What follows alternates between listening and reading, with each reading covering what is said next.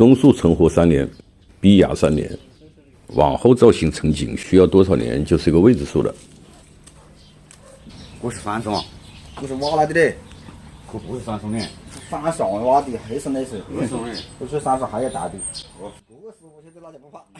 这棵松已经种养了3年，把下部的枝疏剪一下，干看清楚才能做一个基本的定型。你要姓郑的管子晓得3年。多干松在造型的过程中强调总体的舒适，简单的理解就是所有的树干有一个统一的倾向。树与人一样，同根同一个环境，定向趋势是一致的。往年那细枝搞过好久了，经常。这棵树定一个风吹式，前正后让，突出它的动感。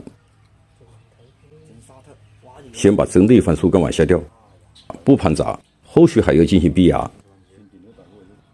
吊拉分层次进行，从最外部的树干开始定位，逐干进行，这样定位有条理，可避免树干之间的交叉和重叠。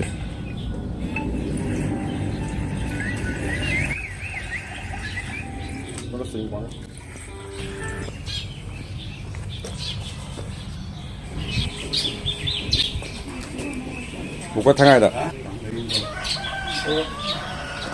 先挂到这里，挂到这里，这个掉了，是吧？不然就去了这不？这种，这个掉了。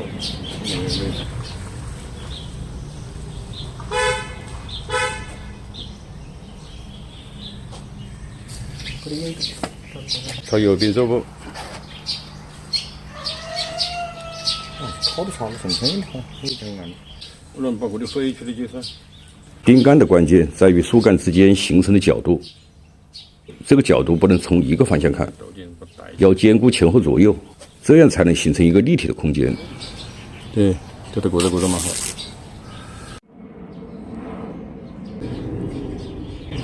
这是了，可以哦。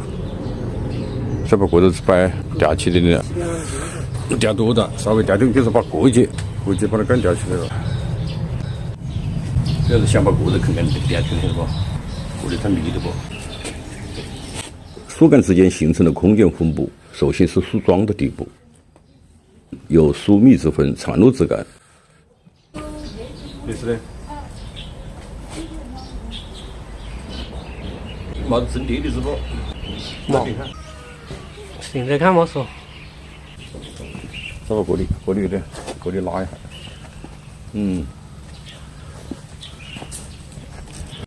树干在空间上的分配，除了必须遵循的自然法则，更多的是依据个人对丛林的认知，自由发挥，你不必生搬硬套，那样会限制你的想象力。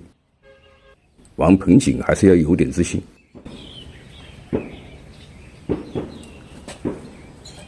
过里个等还吊一下，把两个杆可以拉拢一下的，是吧？呼应一下就可以了。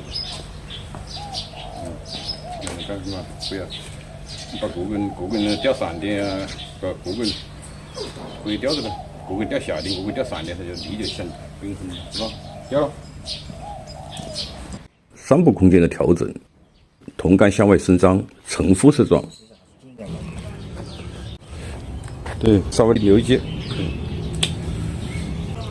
我说是几个呢？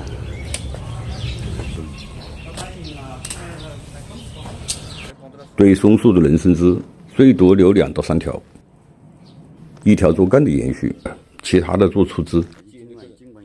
枝条留得多，枝节就会膨大，以后想改就很难了。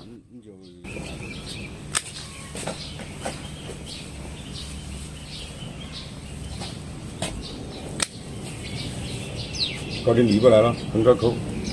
都有几了？搞点泥巴。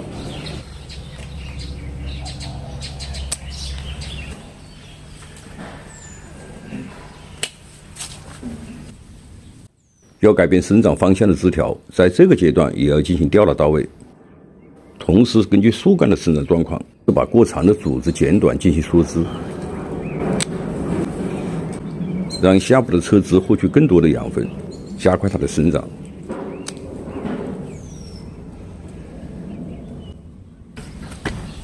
过了麻药是不是？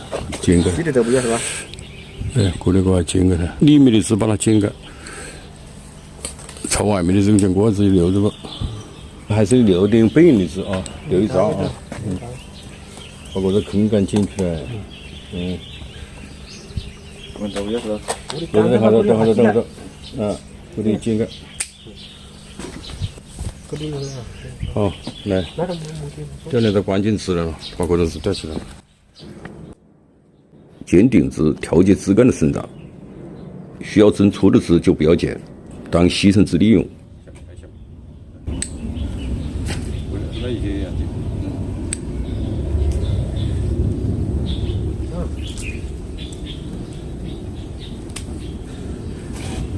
这里都留着两三爪子，靠里面那个剪开，那里面那个枝剪开，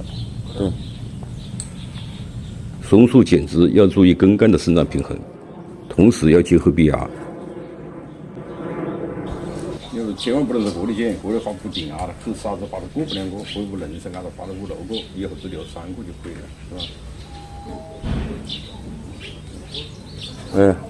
这种非常弱势的不，先把这种弱势的剪开，好，然后呢，啃一个星期之后，它开始冒豆的时候，再把这个酱子枝一剪，酱子枝一剪，它的养分就还会集中在这里，好，它这里就变成了酱子枝了，就平衡了，晓得不？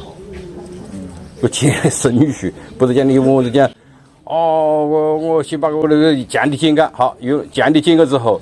它把伢子你再剪弱的没养分呢，它还跟着酱的去的不，是不？酱的因为它是抽芯子了。这种主要是龟松咯，松树的。龟松呢？龟松不是3品比较黑松，龟松2种咯，黑白的黑。我是三全农茶，感谢您的收看，下期见。